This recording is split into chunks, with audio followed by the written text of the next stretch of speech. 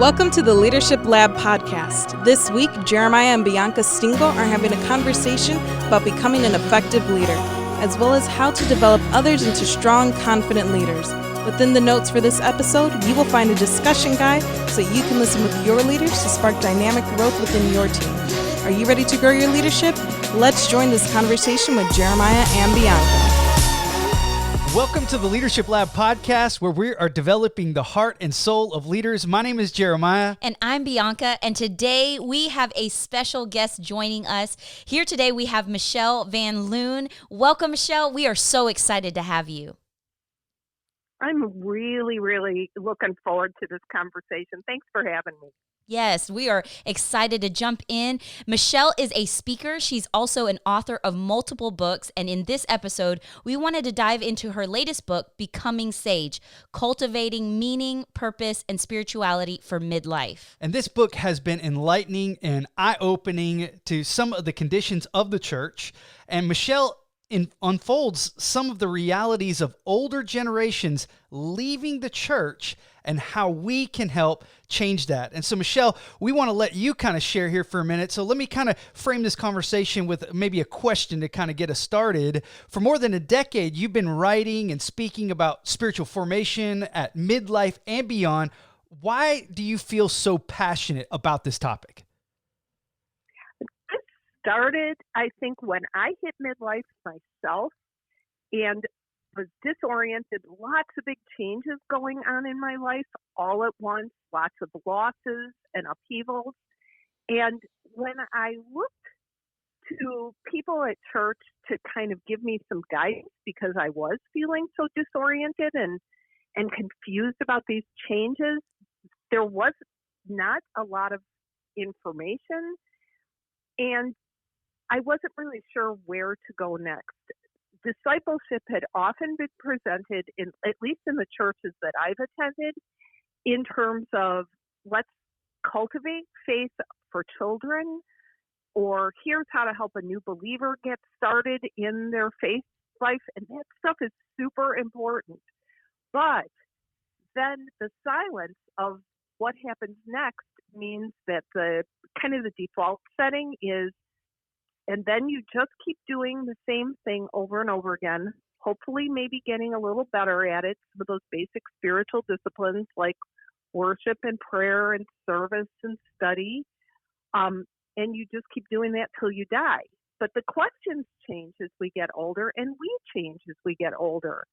And so that my own experience and then hearing the same kinds of concerns echoed through many conversations I had with people in real life and online, kind of launched me into doing some study over the last decade on this topic. That's amazing. I know that this is going to be so encouraging to so many people that might be in that same life experience. And so when you write in your book that midlife holds the invitation to becoming sage, what do you mean by that? This is kind of a way of living that has a lot to do with growing in wisdom as we get older, that we express our experience, our knowledge, our insight, our self-mastery in a way that it brings life to the people around us. It's not just about us, but it's about passing on the life that God has given us in wise and strategic ways and grounded in strategic ways. That's so good.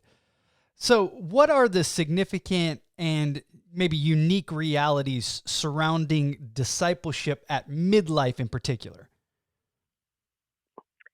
Well, I think that we find as we hit midlife, a lot of big stuff happens. And we joke about the dude who goes out and buys a red Corvette or, whatever, that kind of the cultural ideas of midlife crisis. But I'm here to say that God has actually built into our lives a time of pruning and redirection that is intentional. You can see it if you follow certain characters through Scripture. I did that through the life of David. in one of the chapters of the book to kind of say, the guy that was a shepherd and singing in the fields to the sheep was very different than the old man who was full of hope and humility at waiting to meet Jesus at the end of his life, waiting to meet God, I should say. But we become sage as we learn to respond to God in those times of loss, nests emptying, jobs changing. A lot of times we find that our roles in the church are changing. Especially if we've attended a church that's very focused on families, cultivating family life. Well, once the nest is empty, you may struggle to find your fit in the same way. It doesn't feel quite like home for a lot of people. It's not maybe that's the strongest reported statistic. We hear a lot about millennials exiting the church and Generation Z exiting the church as they come to young adulthood. But people way smarter than I who've done some of this research have found that people who are midlife and beyond are downshifting or leaving the church at the same rate, and sometimes, depending on who's doing the counting, at even higher rates than the millennials that have gotten so much of the kind of focus. We wring our hands because we want to see faith passed on. Yeah. But part of that is that we have to be a place that passes on faith and cultivates faith in every life stage. Yes. That was what was so enlightening for us, because we had not heard that feedback and those numbers, and it's startling. And you're so right. I mean, every generation should be represented within the church, because the way God designed it is that we need each other. And like you said, it needs to be passed down. And you describe the decrease of church involvement in older generations or older adults as a quiet exodus. And what are some of the contributing factors to this? Well, you can find, and really anyone who's listening, if you ask some older members, both who are in your church and maybe some people who used to be involved but aren't so present, and you ask them why that is, you're going to hear they're burned out from church politics or toxic church culture. You're going to hear that they're carrying increased caregiving responsibilities, and they've become invisible as a result. If they're caring for aging parents or a spouse that's had a stroke or grandchildren that need care, suddenly they're not there anymore, but they are a part of your local body, even if they're not physically showing up on Sunday mornings in the same way. And so that's one thing. People's increased job responsibilities, a lot of the things that happen as we hit midlife, where really things are reaching a career peak and families are changing.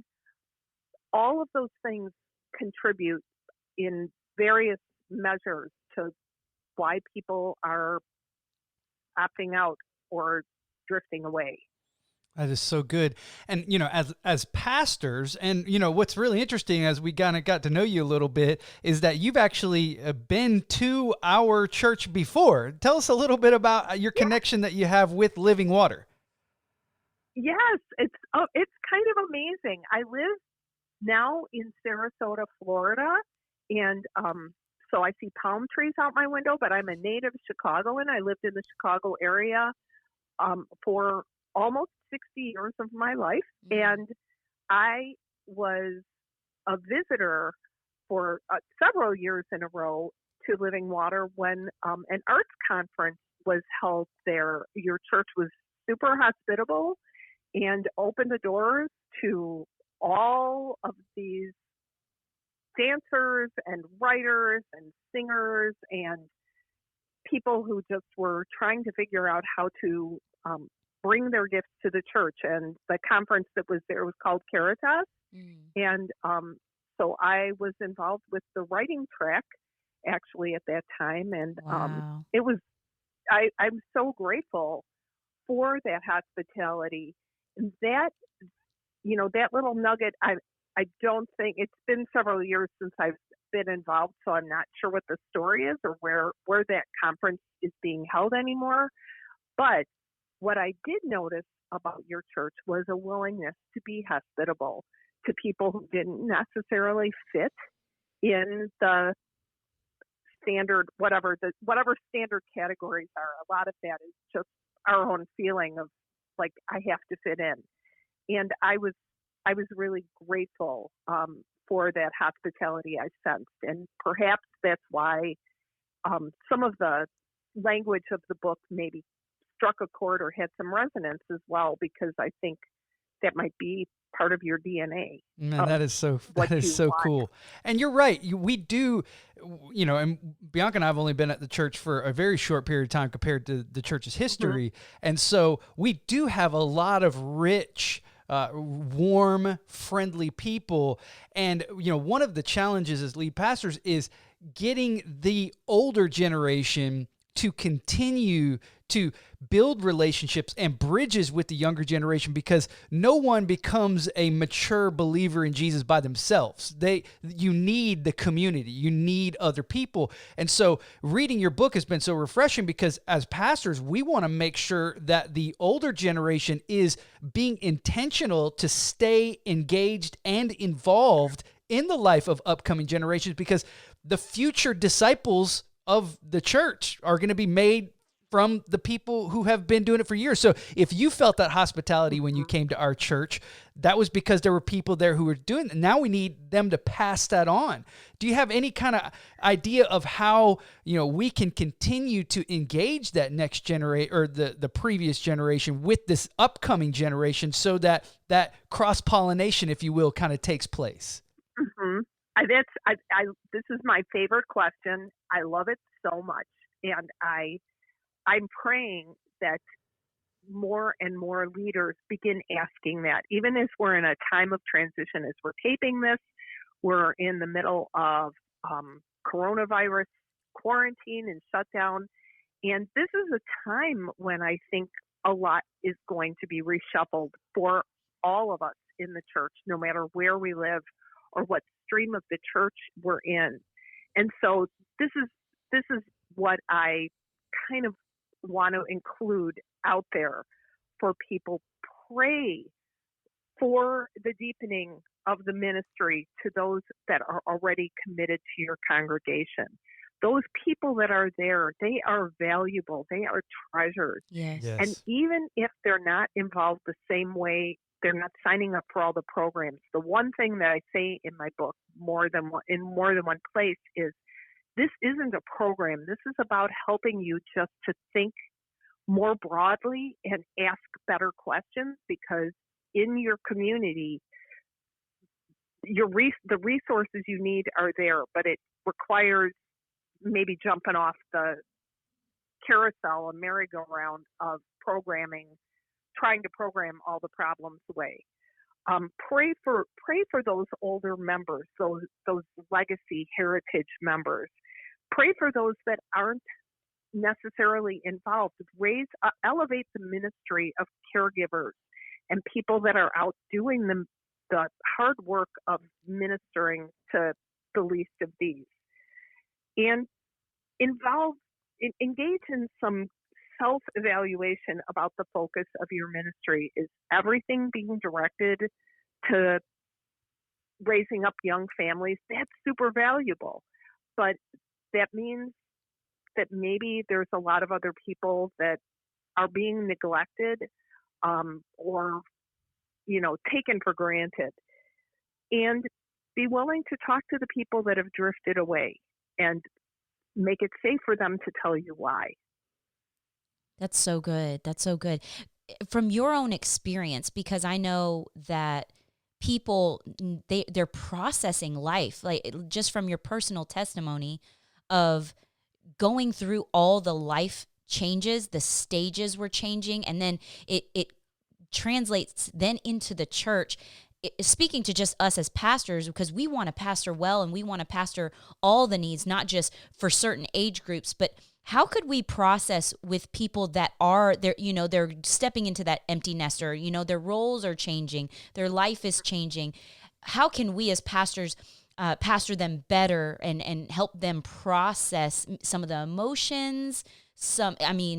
In some ways there's new seasons they're stepping into and some loss, when you feel and like some law every time that there is a change.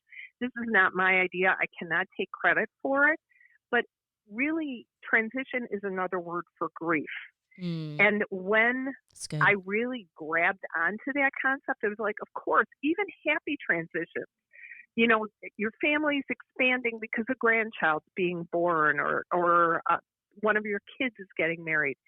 It's still a change, and there's a nostalgia, much less some of these other changes that come along, a prodigal child, a failed business, empty nesting in general, difficulties in relationships, marriages that don't necessarily make it through this transition. All of those things require somebody who's going to walk with you, older voices that can speak into them, and, the people that are going through these changes, and an environment that makes it safe to say, it feels like I'm in the dark. Where is God? Without rushing in to try to fix it, but to journey with them, because it is the loss is big at this time of life. And we haven't even touched on the physical changes for women and men that happen. There's so much change, and really the church can be that place to be able to say, you're not alone, you're not the only one, and we're with you and we will walk with you. And we all need that. And that you will get mentors and you will get elders, spiritual elders. I'm not talking about, who's going to fill your board. I'm talking about the people who are the sage voices in your congregation that can disciple younger people because they've been cared for. Man, that is so, so good. This is an excellent book. We have been so blessed by just even getting a chance to really speak to you. And I know as church leaders, it's a great read, but also it's a great read if you're just a believer and you really want to, really dive into the richness of everything good that God can do through generations being together, worshiping together. If you just had one just kind of final thought that you wanted to share with our listeners about this book and why the content in it is just helpful for everybody, what would you say to them? I would say that this is how we learn God's love. It's when He's pruning us and when He is changing us that we see that it's love that prunes us, and it's love that continues to cultivate us so that we can bear fruit in every season of our lives, not just at the end of the growing season, but every single season of our lives. That's supernatural, and it's something that only God can do.